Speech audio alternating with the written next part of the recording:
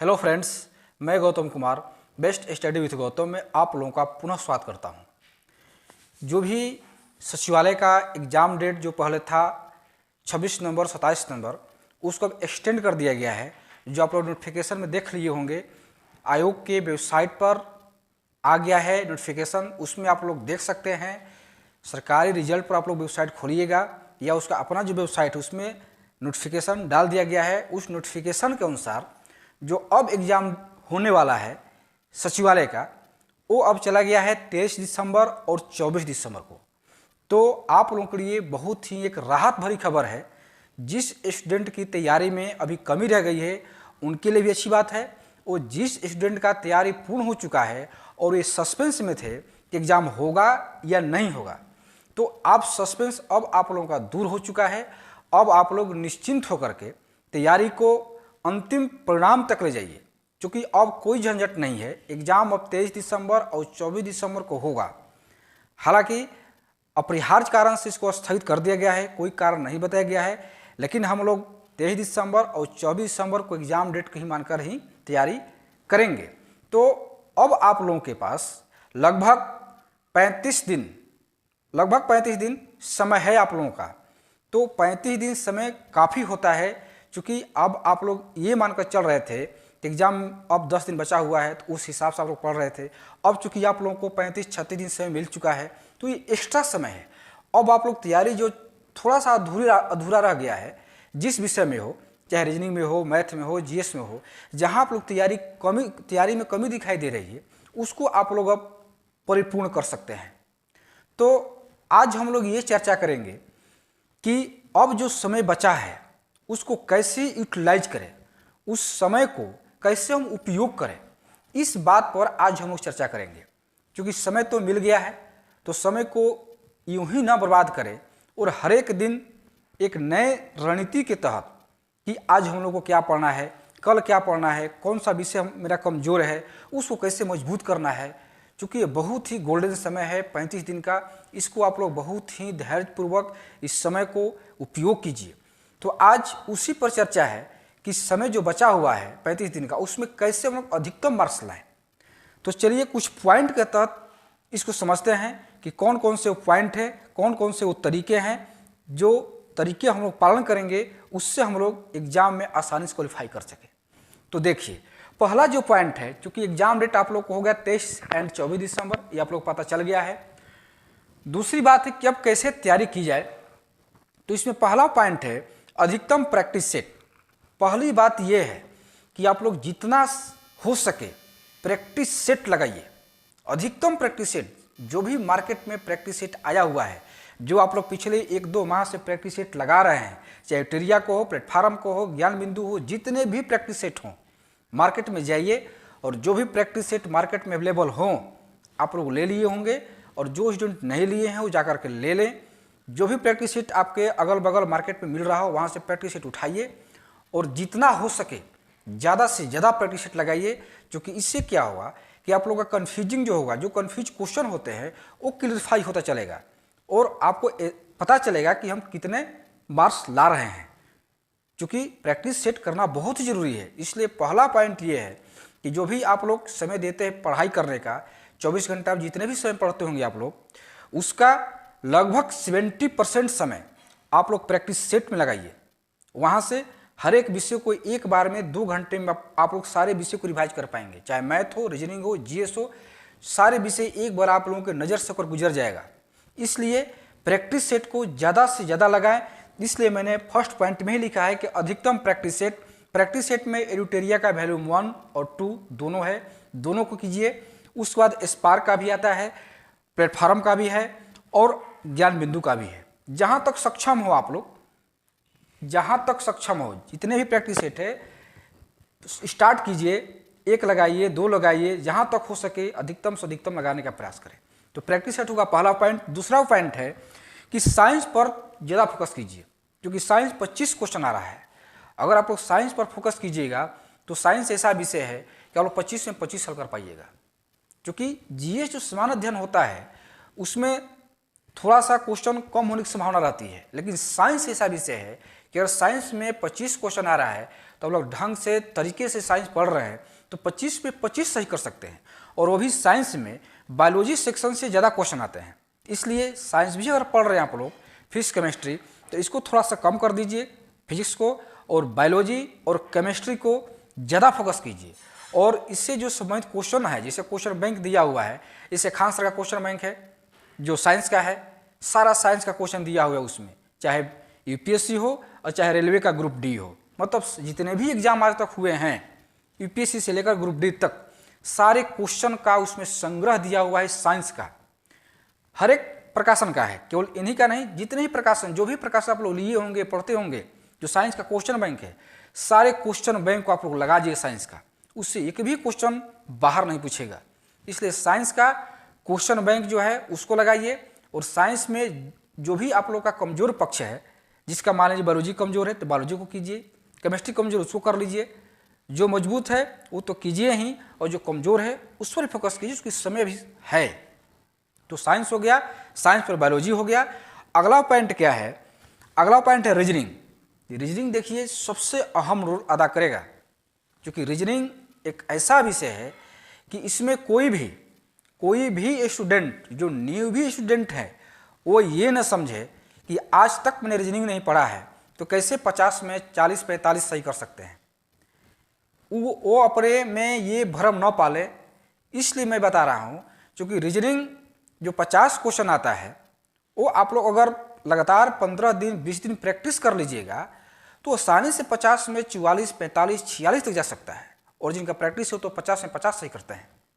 तो रीजनिंग में आप लोग प्रैक्टिस कीजिए, प्रैक्टिस सेट से हो या रीजनिंग का जो कोई भी बुक आप लोगों के पास होगा। ऐसे तो रीजनिंग का जो क्वेश्चन बैंक आता है, जो सेंट्रल सीजीएल का जो एग्जाम होता है, उसमें 10+2 या ग्रेजुएट लेवल का जो भी है, सीपीएफ का जो भी एग्जाम हुआ है एसएससी द्वारा लिया गया है, उन सारे एग्जाम का क्वेश्चन बैंक दिया हुआ है, चाहे किरण प्रकाशन हो या और भी प्रकाशन है। तो जितने भी क्वेश्चन पूछा हुआ है क्वेश्चन बैंक में, उस सारे क्वेश्चन को आप लोग प्रैक्टिस सेट के द्वारा उसको लगाइए। उससे क्या होगा, रीजनिंग आप लोगों को बहुत ही मतलब कम समय में आप लोग तैयारी हो जाएगी। जितना समय आप लोग जीएस में देते हैं, अगर उसका 50% भी समय रीजनिंग में दे पाए आप लोग, तो रीजनिंग में 50 में 45 से हो सकता है। इसलिए रीजनिंग पर भी आप लोग ध्यान दीजिए, क्योंकि रीजनिंग कोई याद करने का विषय नहीं है। रीजनिंग में केवल तरीके हैं, टेक्निक है और प्रेजेंट ऑफ माइंड्स हैं, उसको आप लोग डेवलप कीजिएगा तो रीजनिंग आसानी से सॉल्व हो पाएगा। इसलिए रीजनिंग 50 क्वेश्चन को आप लोग इस अहमियत को समझिए। अगला पॉइंट जो है वो है समान अध्ययन में विविध। समान अध्ययन जो आप लोग पढ़ रहे हैं, जिसमें है इतिहास, भूगोल, पॉलिटी, उसके बाद इकोनॉमिक्स, अंत में विविध जो आता है। तो विविध में बहुत सारे हैं, जैसे विविध में हो गया खेल खिलाड़ी, सबसे लंबा, सबसे छोटा, सबसे बड़ा, जो ये पढ़ते हैं आप लोग लुसेंट के अंत में दिया हुआ है या क्राउन के अंत में दिया हुआ है, वो तो दिया ही है। उसके अलावा भी आप लोग को कहीं कहीं सोर्स से जो भी मिलता है विविध पढ़ने का, उसको भी आप लोग अध्ययन कीजिए, क्योंकि विविध से ज़्यादा क्वेश्चन पूछ रहे हैं। देखिएगा आप लोग क्वेश्चन में निकाल करके, उसमें विविध से अधिकतर क्वेश्चन पूछ रहे हैं। विविध एक अलग चैप्टर तो है ही, हर एक सब्जेक्ट में भी एक विविध होता है। जैसे मान लीजिए ज्योग्राफी को हम लोग लेकर चले, तो ज्योग्राफी में क्या है, देश, राजधानी, मुद्रा, क्या है, विविध में भी आ सकता है। किसी भी देश की या राज्य की राजधानी, राज्य का उच्च न्यायालय, ये विविध भी आ सकता है कि किस राज्य में कितनी लोकसभा सीटें हैं, राज्यसभा कितनी सीट है, विधानसभा कितनी सीट है। तो हर एक सब्जेक्ट का भी विविध होता है और एक विविध अलग चैप्टर भी है। तो विविध को आप लोग बहुत ही बारीकी से अध्ययन कीजिए, क्योंकि विविध से ही ज़्यादा क्वेश्चन आ रहे हैं। पुस्तक लेखक, ये भी क्वेश्चन आ रहा है, किस पुस्तक का लेखक कौन है, चाहे वर्तमान के हों या बहुत पुराने हो, तो उन सारे को लेना है। खेल खिलाड़ी में क्या है, स्टेडियम है, कौन सा स्टेडियम कहाँ पर है, किस खिलाड़ी किस खेल से संबंधित है, कौन सा शब्द किस खेल से संबंधित है, कौन सा ट्रॉफी या स्टेडियम हो गया। जिस मतलब कहने का ये है कि विविध के जो आयाम हैं बहुत सारे हैं, उस सारे आयाम को आप लोग को देखना होगा। तो समान अध्ययन में सब्जेक्ट तो आप लोग पढ़ ही रहे होंगे, इतिहास हो, भूगोल हो, पॉलिटी हो, इकोनॉमिक्स हो। हाँ, इकोनॉमिक्स में आप लोग कहते हैं, थोड़ा सा बता दीजिए उसमें।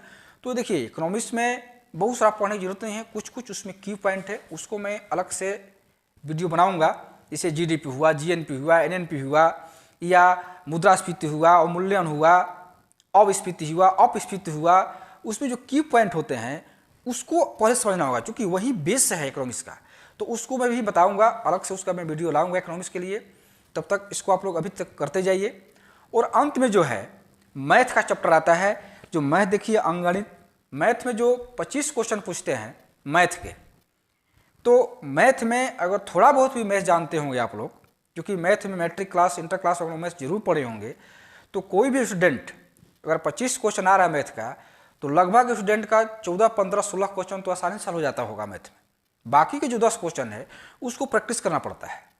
तो उसके लिए जिसका मैथ वीक है उनके लिए मैं ये बता रहा हूँ कि जितने मैथमेटिकल फार्मूले हैं जो सिलेबस में आप लोग को दिया हुआ है सचिवालय के, उस सिलेबस को देखिए। जो सिलेबस में चैप्टर दिया हुआ है उस चैप्टर से संबंधित जो भी फार्मूले हैं मैथमेटिक्स के, उस फार्मूले का आप लोग याद कर लीजिए। और उससे संबंधित जो उदाहरण दिए हुए हैं, जैसे आर एस अग्रवाल जो बुक आती है या और भी बुक आती है, किरण प्रकाशन की बुक है, जो भी बुक आप लोगों के पास है, उसमें ज़्यादा मोटी बुक पढ़ने की जरूरत नहीं है मैथमेटिक्स की, पतली बुक, इसमें थोड़े बहुत मैथ के उदाहरण दिए हों, कुछ क्वेश्चन दिए हों।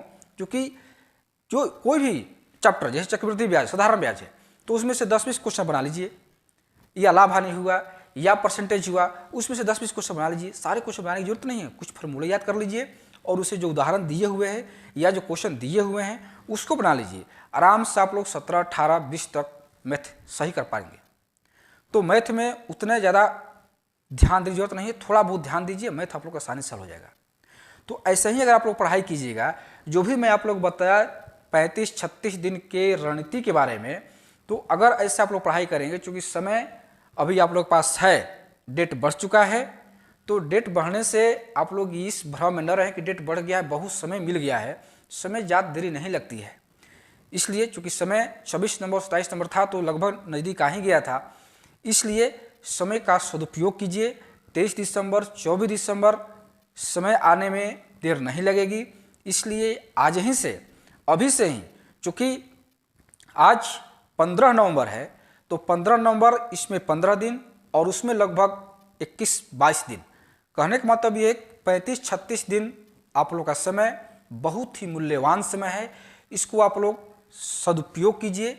और जहाँ हो सके मैं जीएस में आप लोग को हर संभव प्रयास करूँगा कि जीएस में अच्छा से अच्छा मार्क्स मेरे द्वारा लाया जाए, क्योंकि मैं आप लोगों को अपने हिसाब से बहुत ही हेल्पफुल वीडियो बना करके आप लोग लाता हूँ। ये देखता हूँ कि कौन सा चैप्टर, कौन सा टॉपिक आप लोगों के लिए बहुत ही इम्पोर्टेंट है, उसी के द्वारा मैं यहाँ पर वीडियो बनाने का प्रयास करता हूँ।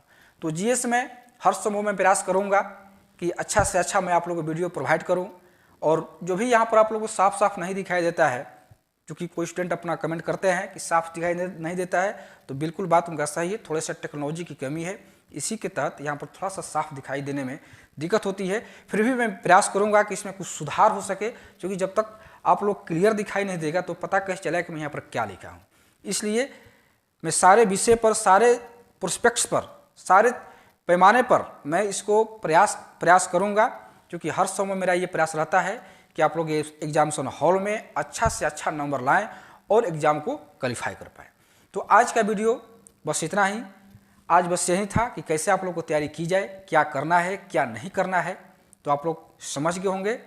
तो आज बस इतना ही। कल फिर हम लोग एक नए टॉपिक के साथ, जो भी इम्पोर्टेंट टॉपिक है उसी के साथ मिलते हैं। धन्यवाद।